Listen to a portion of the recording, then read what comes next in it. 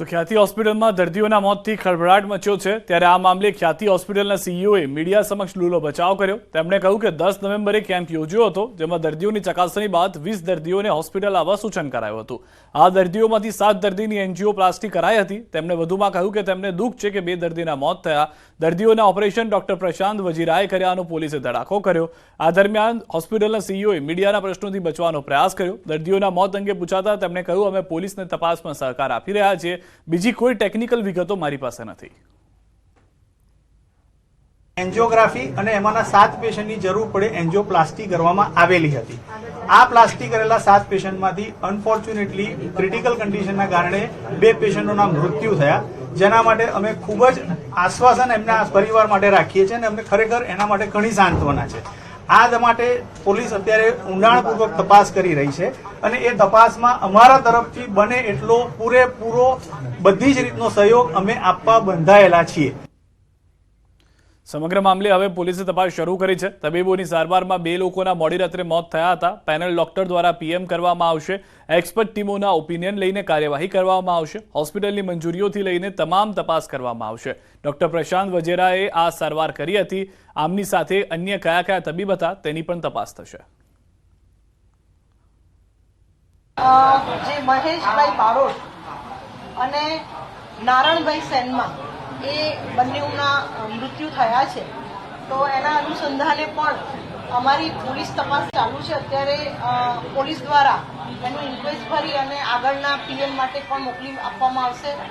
પીએમમાં પણ forensic team panel ડોક્ટરો દ્વારા પીએમ કરાવવામાં આવશે અને આ જે ઘટના બની એની પાછળનું કારણ શું છે એની પણ અમે પોલીસ તપાસ ઊંડી પોલીસ તપાસ કરીશું અને અત્યારે હાલ એ પોલીસ તપાસની કાર્યવાહી ચાલુ છે।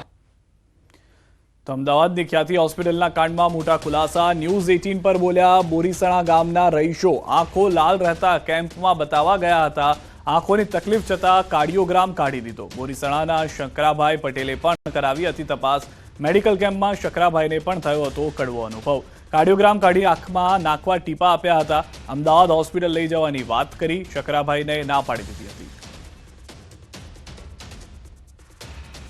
ઓખો માટે જતો મેં સાહેબ મારી ઓખો જુઓ ને કીધું લાલ ગુમ જાય શા કામ જાય કીધું એટલે એમને મને કાર્યક્રમ કે પેલી ઓઈડીમાં જતા રહો કે મારો કાર્યક્રમ કાઢ્યો, બીજું કોઈ કર્યું નહીં। પછી મને દવા લખેલી કે દવા તમે ઓખોમાં ટેપા પાડજો, બીજું કોઈ બોલ્યા નહીં સાહેબ।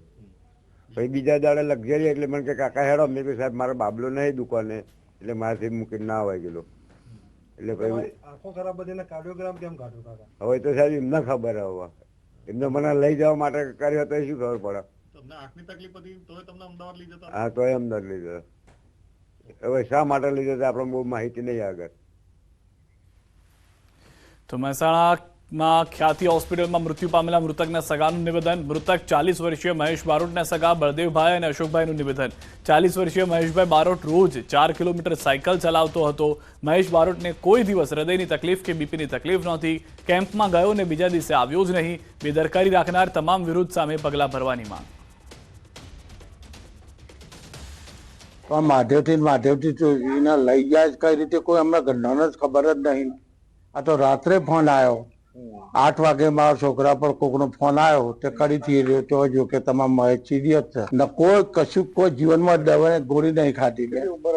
41 વર્ષની એ ફેક્ટરીમાં જતો હતો। હવે સાહેબ એ તો ડોક્ટરો શું કર્યું અમને શું ખબર પડે? કયો પહેલા કોઈ દિવસે હૃદયની તકલીફ? ના ના કશું જ નહીં ને ઘોડા જેવો મારા જેવો જ કશું જ તકલીફ નહીં। આ તો કે ખાલી હું ટાઈમ પાસ કરવા ગયો તો દેખાડવા એવું। અને આ ચોપડી બોપડી આ શેના માટે ચોપડીને આવ્યો તું અને તને કર્યું શું નહીં કરી અને જ્યો તે વરીને આવ્યો જ ને આ તો રાતે 11 વાગે કે ફોન આવ્યો કે આ તમારો તો ટોગાન બોગા બાદ દીધા છે, ઉલટીઓ કરશે કે આમાં એક્સપર્ટ થઈ ગયો।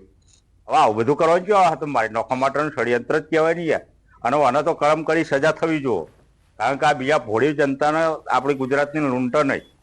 કારણ કે આ ગામડાની પ્રજા એટલી બધી જ્ઞાનવાળી નહીં કે નહીં બધું પૂરું જાણકાર।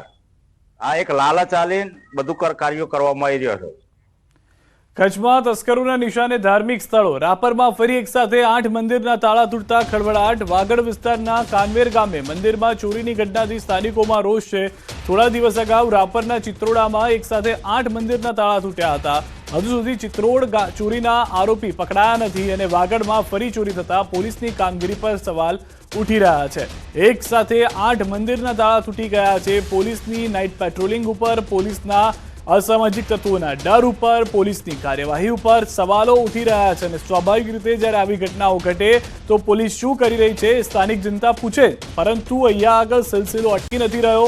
કેમ નથી અટકી રહ્યો? ક્યાંથી આ ચોર આવી રહ્યા છે? કોણ આ ચોરી કરી રહ્યું છે? કોણ મંદિરને નિશાન બનાવી રહ્યું છે? 1, 2, 3 નહીં, 8 મંદિરને એક સાથે નિશાન બનાવી તાળા તોડવામાં આવી રહ્યા છે અને પોલીસને તેની જાણ સુદ્ધા ન હોય ત્યારે સ્વાભાવિક રીતે એ સવાલ ઊભો થાય કે અહીંયા કોઈ સાઠગાંઠ છે કે પછી જાણી જોઈને પોલીસ અજાણ બનવાનું આગળ કારણ ધણી રહી છે. ફરી ચોરી થતા પોલીસની કામગીરી પર સ્થાનિકોએ સવાલ ઉઠાવતા કહ્યું કે તસ્કરોના નિશાને ધાર્મિક સ્થળો જ કેમ, મંદિરોને જ કેમ નિશાન બનાવવામાં આવી રહ્યા છે? 1, 2 નહીં, એક સાથે 8 મંદિરોના તાળા કઈ રીતે તોડવામાં આવી શકે વગર પોલીસ પેટ્રોલિંગે? હવામાન વિભાગની મોટી આગાહી. રાજ્યમાં વાતાવરણમાં કોઈ ફેરફાર નહીં થાય. આગામી 5 દિવસ વાતાવરણ સૂકું રહેશે. તાપમાનમાં મોટાભાગે કોઈ બદલાવ નહીં થાય. અમરેલીનું વાતાવરણમાં થોડો બદલાવ જોવા મળશે. आने वाला अगले 7 दिन तक मौसम शुष्क रहने का अनुमान पूर्वानुमान दिया गया है. उसमें तापमान में भी ज़्यादातर परिवर्तन नहीं होने का भी पूर्वानुमान दिया गया है 4 से 5 दिन तक. ઠંડી માટે થોડી રાહ જોવી પડશે. પવનની ગતિ ધીમી પડતા ઠંડી મોડી પડી. ઓક્ટોબર મહિનામાં ઠંડીનું જોર વધી શકે છે. ઉત્તર પૂર્વના પવનોની ગતિ વધી શકે છે. ડિસેમ્બર મહિનામાં કડકડતી ઠંડી પડશે. मतलब टेम्परेचर ज़्यादा रहा. इसका कारण मेनली नॉर्दर्ली विंड कम था. नॉर्दर्ली विंड कम होने से WD भी कम था इस बार. WD बारिश होने के बाद नॉर्दर्ली विंड जब होता है यहाँ टेम्परेचर थोड़ा डाउन होता है. आप देखे होंगे अक्टूबर महीना में उत्तर पूर्व दिशा से ज़्यादातर पवन का दिशा था. तो इस कारण में हो सकता है कि इस बार थोड़ा सा गर्म महसूस ज़्यादा हुआ है. આ તરફ કાશ્મીરમાં સિઝનની પહેલી બરફવર્ષા થઈ છે. ઠંડી માટે હવે તૈયાર રહેવાની જરૂર છે. જમ્મુ કાશ્મીરમાં સિઝનની પહેલી હિમવર્ષા. સહેલાણીઓને પડી ગઈ છે મોજ. હજારો પ્રવાસીઓએ લીધો હિમવર્ષાનો આનંદ. ગુલમર્ગ, બાંદીપુરામાં હિમવર્ષા થઈ. ગુજરાતી પ્રવાસીઓએ લૂંટ્યો છે બરફવર્ષાનો આનંદ. इंडिया की जो हॉस्पिटैलिटी है और जो लोग हैं वो हमें कोई भी कंट्री में, हम इसी साल ऑस्ट्रिया जाके आए, वहाँ भी बर्फ़ थी, मगर जो हॉस्पिटैलिटी हमें इंडिया में मिलती है वो कहीं भी नहीं मिल सकती. और खाना तो कोई मैच ही नहीं है खाने का. बहुत एक्साइटेड है. वेदर ऐसा था कि हाँ बर्फ़ नहीं होगी, क्या होगा, बट अब जब पता चला कि हाँ इतना स्नोफॉल हुआ है तो हम सब इतने एक्साइटेड है. सुबह से हम खुश है कि हाँ finally we are going to see the snow. पहली बर्फबारी साधना टॉप के मुकाम पर रिकॉर्ड की गई, जबकि मैदानी इलाकों में बारिशों का सिलसिला जारी है.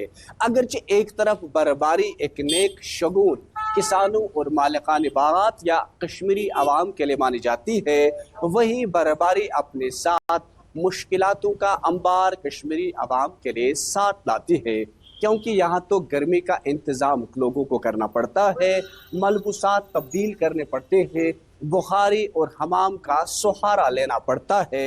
वहीं कई जगहों पर फिर बर्फबारी की वजह से सड़क राब्ते भी बंद हो जाते हैं.